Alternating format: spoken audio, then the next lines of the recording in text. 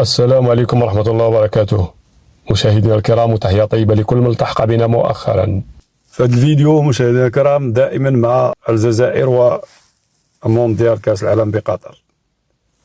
اليوم لعب المنتخب الكاميروني ضد المنتخب السويسري، وكانت واحد المضايقات كبيرة من الجماهير الجزائرية. هما أصلا المنتخب ديالهم مقصي وكيدخلوا ومضيعين وقتهم ومضيعين الاموال ديالهم في البي ديال الطياره والبي ديال الملاعب، وداخلوا غير باش يضايقوا المنتخب، وداخلين التيران بكثره غير باش يضايقوا المنتخب الكاميروني. وكما غادي نسمعوا في الفيديو مشاهدينا الكرام، بعض الجزائريين اللي قالوا بان المونديال غير ديال المنتخبات الصغيرة، ولكن المنتخب الجزائري منتخب كبير ومنتخب لبطل العالم، لأن خاص المغاربة يعرفوا مع من حشرنا الله في الجوار. كما غادي نسمعوا في هذا الفيديو مشاهدينا الكرام، هاد الجزائريين اللي صراحة الأمر ديالهم غريب وعجيب. المنتخب الكاميروني لعب زوين ولعب بواحد الاحترافيه، ولكن الفرصه اللي جات المنتخب السويسري ما ضيعهاش، وكان الهزيمه ديال المنتخب الكاميروني. هاد الحاقدين ديال الدوله اللي منهوك او الجزائريين عجبهم الحال، لان المنتخب الكاميروني هو اللي كان سبب تقصى المنتخب الجزائري. غادي نخليكم مشاهدينا الكرام مع هذا الفيديو، ما تنساوش تدعمونا باللايك والاشتراك ضدنا في اعداء الوحده الوطنيه باش يوصلكم كل جديد. السلام عليكم ورحمة الله وبركاته.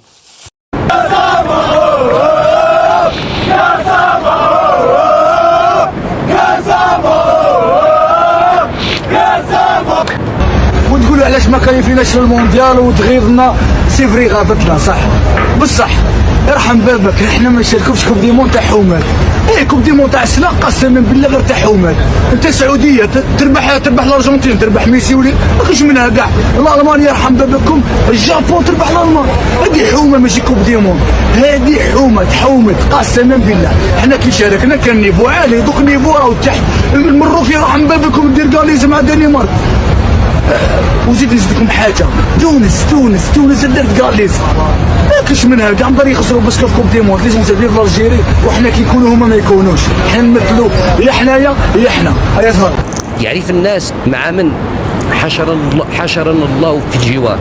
كنا نريد ان يعرف الناس النوايا الحقيقيه لمن هم يساكنوننا. وهذا سي قصامات دا دراهم من فلان ودا مراد. درنا تبهديل، خليني نكمل مراد. درنا تبهديل وين؟ قدام لا فيفا، قدام الناس تضحك علينا دركا. رحنا نديروا مظاهرات قدام لا فيفا، الوغ حنا ما عندنا حتى دليل. اذا كان عنده ناس اللي تهضر على الدليل يمدوا يا خويا. احنا الجزائريين ماشي متواضعين، نقص تواضع كلنا، من انتم صحفيين، ما احنا المدربين، من اللاعبين، من الجمهور، كلنا نقص تواضع. العالم كل يعرف قيمة الجزائر، ويعرف وزن الجزائر، يعرف وضع الجزائر، يعرف كل شيء، إلا الجزائري ما يعرف قيمة بلده. التصريح اللي راح نتابعوه هو لسونغ، ريغو بيرسونغ صح، يتحدث على مباراة السد امام الجزائر. كان المراسل تاعنا سالوا، طرح عليه سؤال على كل حال. فيما يخص عاودنا رجعنا للمباراة الجزائر الكاميرون، طرح عليه السؤال، نستمع ثم نعقب يعني نعطي راينا. المجال مفتوح، تفضلوا. حسين شوف رضا يقول لك المغرب مش الكاميرون في المونديال مراد. الناس اللي المقابله تعاد والملف ثقيل والفيفا، يعني الناس عندها واش هضرت. ولكن الله غالب كاين. انا الشيء اللي نتاسف له ان الناس كانت تصدق بعض الناس ويامنوهم ويتبعوهم ومتحمسين لهم، ونهار اللي تهضر الحق تقول لهم راهم يغلطوا فيكم تسمع ما لا يرضيك. ما مش وطنيين. الناس تاهلت. احنا في الاسبوع الاول والثاني قلنا لهم هاو الرسمي وما كانش. الاسبوع الاول والثاني مراد، انا كنت لعبوا 29 مارس، انا كنت كتبت يوم 30 مارس في اليوم الموالي قلت مستحيل المقابله تعاد. خلاص سمعت ما لا يرضيني، قال لك انت راك عدو الوطن وعاود هذيك. ما والله هذا الموضوع يعني نعاودوا نقولوا ليه الكاميرون راهم في كاس العالم، بصحتهم احنا دوك نخموا في المونديال. معليش هو الصحفي واسمه نزيم بالصول هو طرح عليه السؤال على اساس هذه اكيد باش ماهوش مشكل. يعني الصحفي من حقه يطرح اي سؤال. لا بروف ما جاوبش يعني مراد الصحفي اللي تي انتيليجون ما قالوش قصامه فلان، لا قال له كاين تصريح تاع لاعب كامروني مؤخرا باللي شريتو المباراه اتهم ما اعترفش، هو اتهم هذاك اللاعب الكاميروني رئيس الاتحاد الكاميروني ايطو باللي شرى مقابله الجزائر. صح. اليوم كان الجواب تاعو دبلوماتيك بذكاء، قال احنا رانا في كاس العالم، وثاني ماذا بك تريبوندي لي على ولا اسالني على المقابله تاع الحاضر. اليوم مراد احنا لازمنا نساو هذه الامور هذه، باش نقول لك على الصحفي باسكو الصحفي تي انتيليجون قال له ربطها بحدث. اليوم المنتخب الكاميروني غدوه يلعب، انا غدوه نورمالمون غدوه كي يلعب يدير الكو دونفوا خلاص، باسكو كاين ناس لدرك مراد مازالهم يامنوا بالك ما راح يصرى، بالك في الليل ما يرقدوش مليح بعدا كش ما يصرى باش غدوه بالك يعيطوا ليكيب ناسيونال تاعنا يروحوا الصباح وكذا. كاين ناس مراد يامنوا هذه الامور هذه، ولو انه قضيه الجزائر يا مراد كانت واضحه وضوح الشمس، غير حنا نحبوا نخبوا الشمس بالغربال. الاتحاد ولا غريب يا مراد، المشكل ماشي في الشعب، لقاو الناس يطعموا هذاك الامل من بينهم او زميلنا وصديقنا وكذا المكلف بالاعلام، يقول لك انا مازلنا ننتظر الرد من عند الاتحاديه الدوليه لكره القدم والناخب الوطني اليوم. والناخب الوطني خلينا الناخب الوطني قالوا له كاين ملف ثقيل. وشنو هو الملف الثقيل؟ هي الخبره التي استعانت بها الاتحاد الجزائري لكره القدم في عهد شرف الدين بهذيك الوكاله تاع التنقية تاع الحكام. هذا هو الملف الثقيل. باش انت تقول لي كاين ناس يقول لك هذا عندنا الملف الثقيل وراه كذا وهذا سي قصامات دا دراهم من فلان ودا مراد درنا تبهديل. خليني نكمل مراد. درنا تبهديل وين؟ قدام لا فيفا قدام الناس تضحك علينا دركا. رحنا نديروا مظاهرات قدام لا فيفا الوغ حنا ما عندنا حتى دليل. اذا كان عنده ناس اللي تهضر على الدليل يمدوا يا خويا. حنا رسميين يقول لك حنا ننتظروا رد من عند الاتحاد الدولي. واش يرد لك؟ فاش يرد لك؟ اشكون لجنه الانضباط؟ اشكون لجنه الطعون؟ شكون اللي ترد لك؟ لا راك تاكل باللي من عند لجنه التحكيم اللي راسها كولينا، هذه لجنه دائمه غير قانونيه. شكرا. فهمت؟ صح. اني با جولي محمود لانه الوقت انتهى. لا على الاستوار هذه والله يا مراد والله تبرين لا في تاع الماتش قلت ياسين معلوبي ضربيت عامه وعطيت له بالارقام، وكان رؤوف برناوي كان وزير شباب لا في تاع الماتش عيطوا لي قلت لهم 95% اون فا بيرد لو ماتش والله العظيم سالوهم. قلت غدوه من ذاك انتهيت انا لا قلت لهم خلاص اوني با على كان بيان سور مش سحاب، ولكن عطيت لهم يعني بالارقام ولي ديكلاسيون تاع المدرب والناس ويعني كيفاش كانوا يتكلموا على مباراه الروتور. والله كما قال رضا المنتخب بتاعنا احنا الاول، احنا اللي تاسفنا اولا، وكما كنت واليوم العالم كامل شافنا خاصه في 2014 العالم كامل بداوا يعرفوا منتخب الجزائر. نهضروا على هذا لا جينيراسيون، ما نهضروش على الجينيراسيون اللي عرفوا المنتخب، عرفوا الجزائر من قبل بفضل المنتخب 82 و 86. هذا لا جينيراسيون اللي راهم الان يعني عرفوا الجزائر منتخب 2014 وحتى المنتخب اللي فاز بكاس افريقيا 2019. اليوم الجميع يتاسف لعدم وجود حضور المنتخب الجزائري. كما تعرف مراد احنا في 2010 وفي 2014 كان ممثل العرب الوحيد هو المنتخب الجزائري، ما كان حتى منتخب اخر، كنا احنا فقط. اليوم عده منتخبات وللاسف احنا غير موجودين. بالمناسبه مراد او يهدر رضا على التحكيم، وقبيله كنا تكلمنا على الحكم على قصامه. كنا نشوفوا الان في مقابله بلجيكا مع كندا وهذا الفوز لبلجيكا مع كندا، فوز لبلجيكا مع كندا، وهذه المقابلات جمعت 3 حكام اللي كل واحد عنده قصه مع الجزائر.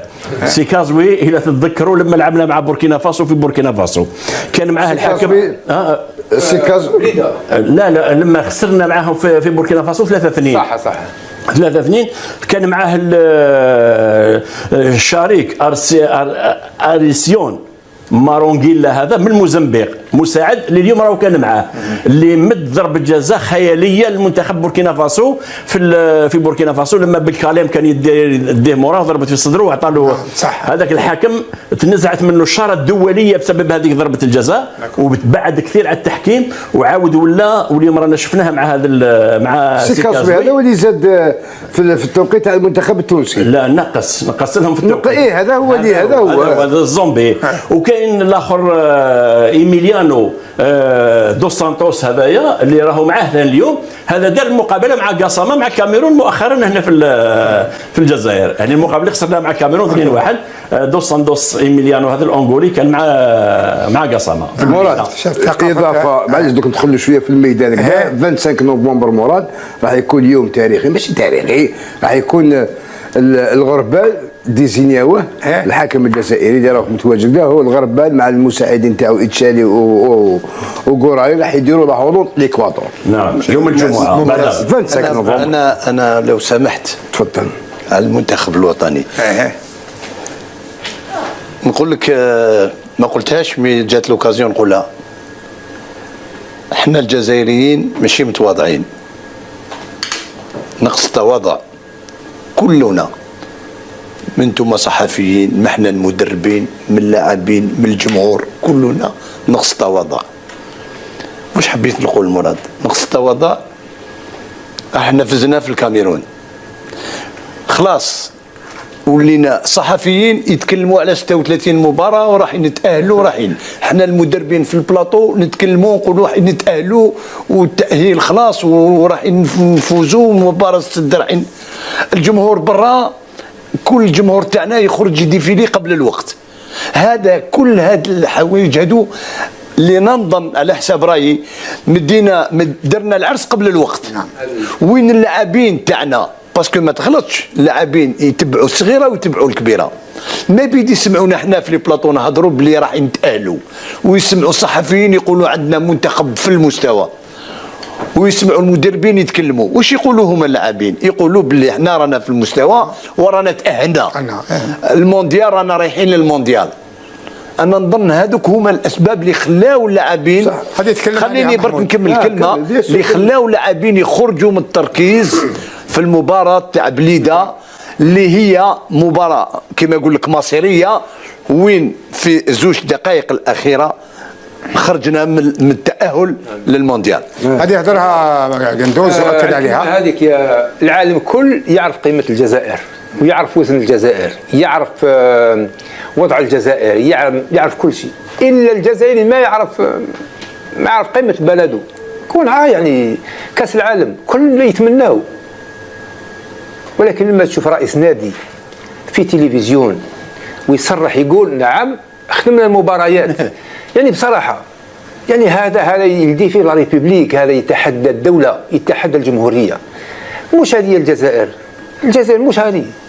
اليوم تقول مثلا اليوم قادرين كل 4 سنوات نروحوا لكاس العالم باللاعبين تاعنا نروحوا ولكن اليوم نروحوا باللاعبين يعني جايبين من برا محليين. تقصد نقول لك نعم تقصد المحليين كي تكون عندك بطوله محليه قويه دير نظام تعرف قيمه بلدك تخدم في بلدك. انا نقول لك العالم كل يعرف قيمتنا الا الجزائري ما يعرف قيمه بلده بصراحه. يعني نتكلم على الرياضه يعني مونديال 86 اللي رحتوا ليه انت كنت قائد المنتخب 13 لاعب ينشطوا في البطوله المحليه 13 لاعب ينشطوا في البطوله المحليه. باش نختم مراد برك نرد للشيخ ديالنا. الشيخ انت ماشي حوار بيني وبينك اسكو انت كي ربحنا في الكاميرون قلت في البلاطو باللي احنا رانا تاهلنا؟ جامي. السلام عليكم.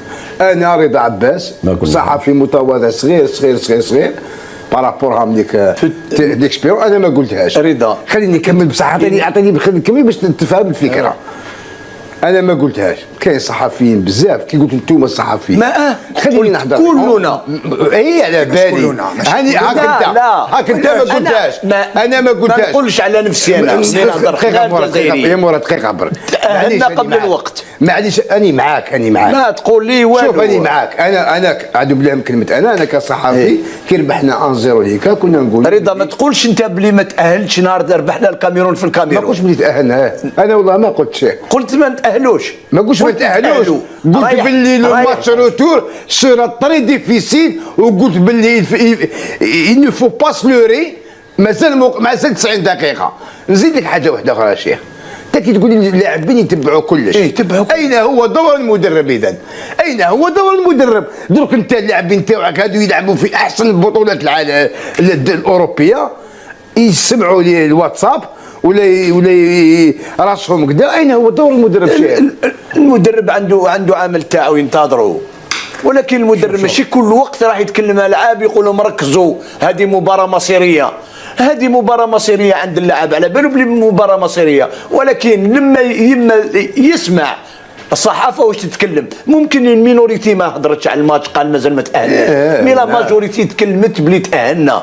واش حبيت نقول لك؟ حبيت نقول لك بلي لما الشعب تاعنا خرج يدير العرس قبل الوقت. اي معاك الشيخ محمود قندوز قالها، تسمح لي شيخ محمود قندوز قالها للوزير برناوي، قال له 95% رانا خاسرين المقابله، قال له علاش؟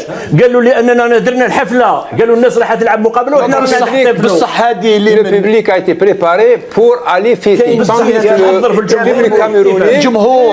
الجمهور يخرج يديفيلي قبل الوقت لما لي بلاطو الجمهور. بصح من بعد وين ترجع لنا يونس؟ ترجع المحللين كومبيتون اي اونيت. هذه هي.